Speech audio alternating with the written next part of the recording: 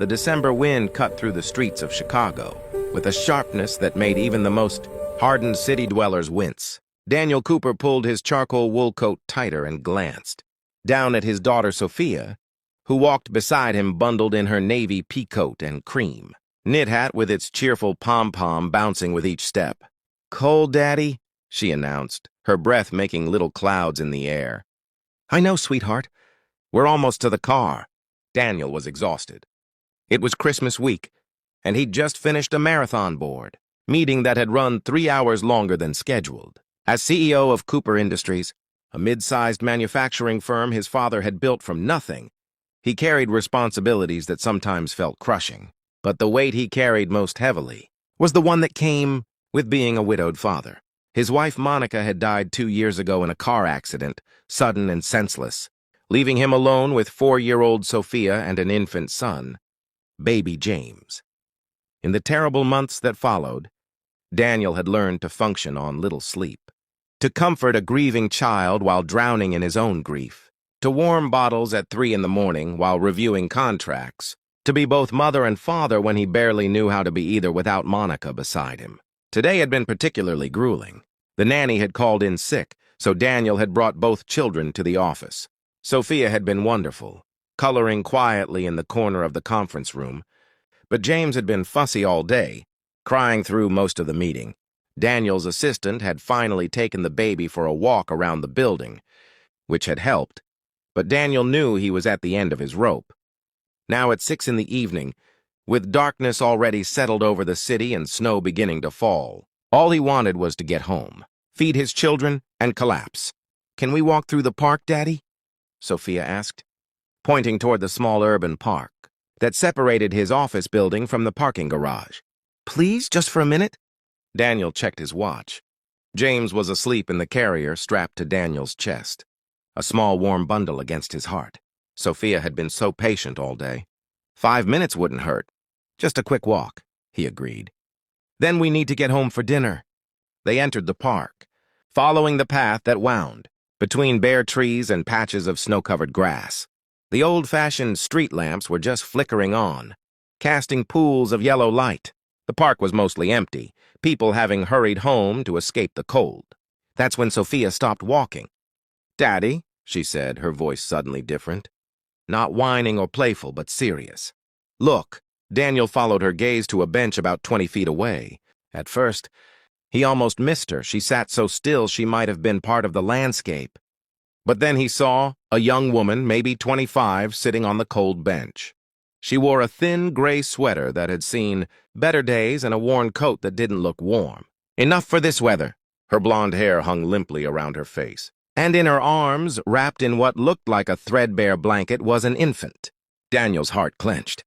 He'd seen homeless people before, of course. Chicago had plenty. But somehow, seeing a mother with a baby, on a night this cold, hit him differently. Or maybe it was because James was warm and safe against his chest, and he couldn't help but imagine what it would be like if circumstances were different. Sophia was already walking toward the bench before Daniel could stop her. "Sophia, wait." But his daughter didn't wait. She approached the bench with the fearless compassion that children sometimes possess before the world. Teaches them to be careful, to look away, to protect themselves from other people's pain. "Hello," Sophia said, stopping a few feet from the bench. The woman's head jerked up, startled. Her face was thin and pale, her eyes hollow with exhaustion and something that looked like despair. But when she saw Sophia, something softened in her expression. "Hello," she said quietly. Her voice was hoarse, as if from crying or cold or both. Daniel caught up to Sophia, one hand protectively on his daughter's shoulder. "I'm sorry," he said to the woman. "My daughter is very friendly. It's all right." The woman managed a small smile at Sophia. "She's beautiful." Sophia tilted her head, studying the woman with the frank curiosity of childhood.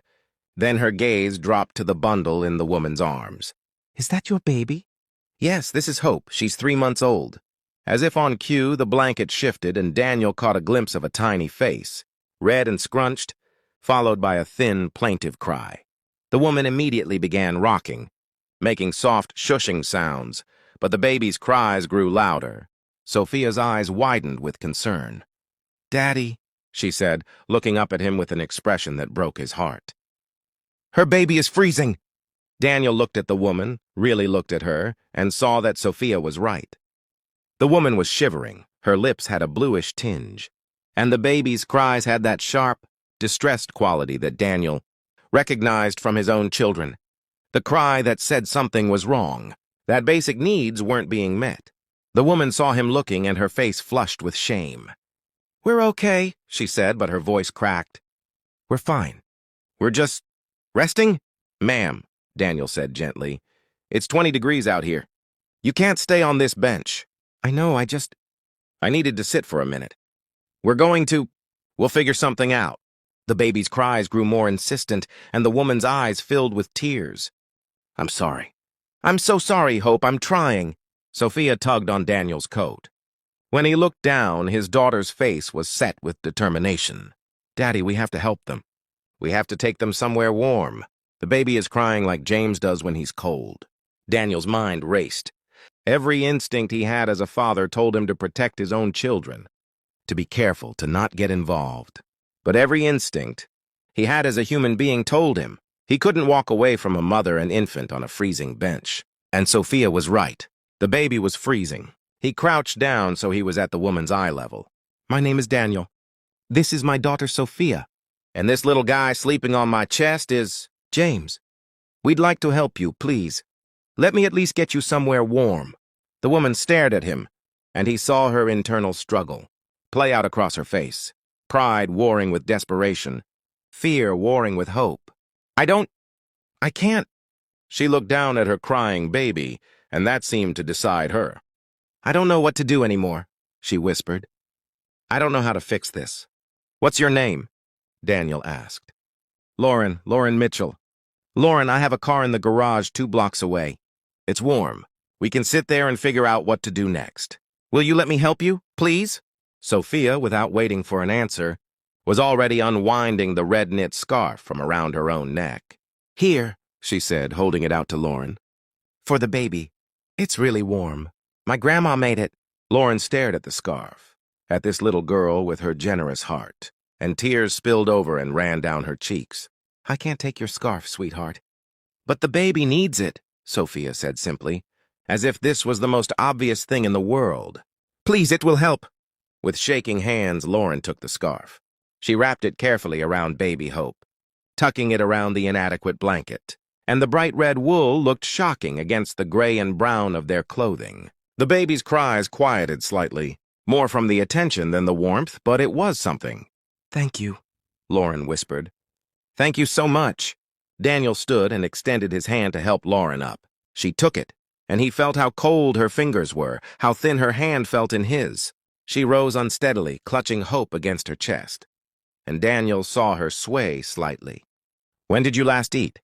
he asked quietly. Lauren didn't answer, which was answer enough. "Okay," Daniel said, making another quick decision. "First we get you warm, then we get you both fed, then we figure out the rest, one step at a time." They walked together through the park toward the parking garage. Sophia stayed close to Lauren, occasionally reaching up to gently touch the red scarf, wrapped around baby Hope. Daniel carried James, still sleeping peacefully, warm and safe in his carrier, and he sent up a silent prayer of gratitude that his son would never know what it was like to be cold and hungry and homeless. In the parking garage, Daniel unlocked his SUV and turned on the engine, cranking the heat up as high as it would go. He helped Lauren into the back seat, and Sophia climbed in beside her, immediately fascinated by baby Hope. "Can I hold her?" Sophia asked. Lauren looked uncertain. "She's very fussy right now." "That's okay. I'm good with babies. I help Daddy with James all the time." Daniel watched as Lauren, with obvious reluctance born of protectiveness rather than distrust, carefully transferred baby Hope into Sophia's small arms. His daughter cradled the infant with surprising gentleness, supporting the head just like Daniel had taught her, and began humming softly, the same lullaby Monica used to sing. The baby quieted, perhaps responding to Sophia's calm confidence, or perhaps just too exhausted to cry anymore. Daniel sat in the driver's seat and turned to face Lauren. "Tell me what